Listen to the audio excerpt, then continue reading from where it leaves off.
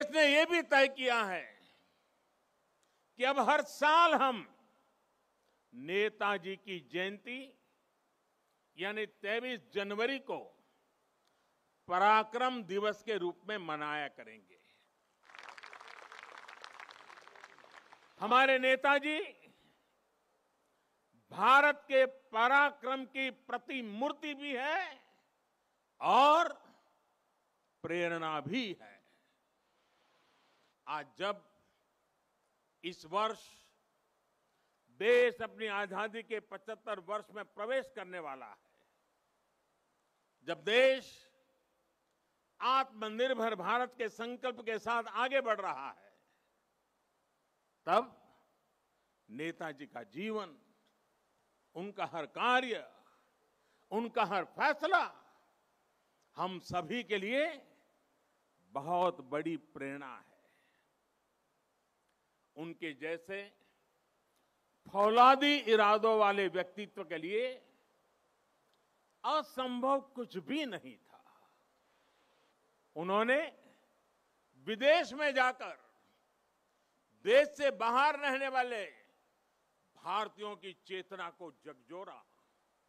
उन्होंने आजादी के लिए आजाद हिंद फौज को मजबूत किया।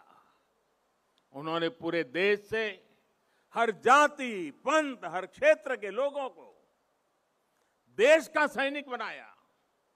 उस दौर में जब दुनिया महिलाओं के सामान्य अधिकारों पर ही चर्चा कर रही थी, नेताजी ने रानी झांसी रेजिमेंट बनाकर महिलाओं को अपने साथ जोड़ा। उन्होंने फौज के सैनिकों को आधुनिक युद्ध के लिए ट्रेनिंग दी। उन्हें देश के लिए जीने का जज्बा दिया, देश के लिए मरने का मकसद दिया। नेताजी ने कहा था, भारत डाक छे रोकटो डाक दिए छे रोकतो के ओठो दांडाओ आमोदेर नोस्टो करार मतो सोमोय नोय। अर्थात भारत बुला रहा है, रक्त रक्त को आवाज दे रहा है, उठो, हमारे पास अब गंवाने के लिए समय नहीं है। साथियों, ऐसी हौसले से भरी हुंकार सिर्फ और सिर्फ नेताजी ही दे सकते थे। और आखिर उन्होंने दिखा भी दिया कि जिस सत्ता का सूरज कभी अस्त नहीं होता, भारत के वीर सपूत रणभूमि में उससे भी परास्त कर सकते हैं। उन्होंने संकल्प लिया था, भारत की जमीन पर आजाद भारत की आजाद सरकार की नींव रखेंगे। नेताजी ने अपना ये वादा भी पूरा करके दिखाया। उन्होंने अंडमान में अपने सैनिकों के साथ आकर तिरंगा फहराया। जिस जगह अंग्रेज देश के स्वतंत्रता सेनानियों को यातनाएं देते थे, काला पानी की सजा देते थे, उस जगह जाकर उन्होंने सेनानियों को अपनी श्रद्धांजलि दी थी। वो सरकार अखंड भारत की पहली आजाद सरकार थी। नेताजी अखंड भारत की आजाद हिंद सरकार के पहले मुखिया थे। और ये मेरा सौभाग्य है कि आजादी की उस पहली झलक को सुरक्षित रखने के लिए 2018 में हमने अंडमान के उस द्वीप का नाम नेताजी सुभाष चंद्र बोस द्वीप रखा।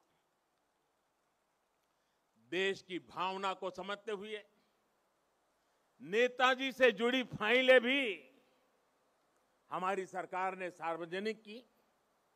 ये हमारी ही सरकार का सौभाग्य रहा जो 26 जनवरी की परेड के दौरान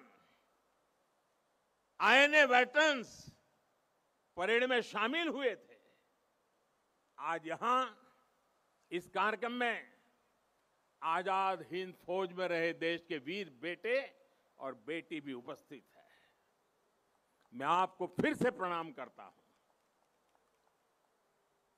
और कब प्रणाम करते हुए कहीं कहूंगा कि देश सदा सर्वदा आपका कृतज्ञ रहेगा,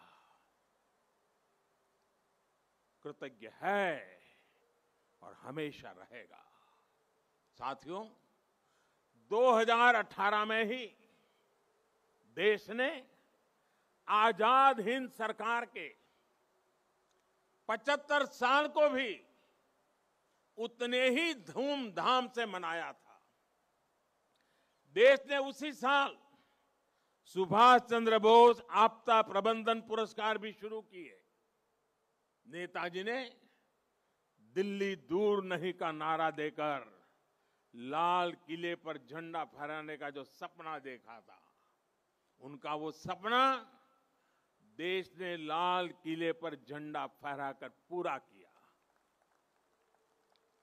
भाइयों और बहनों, जब आजाद हिंद फौज की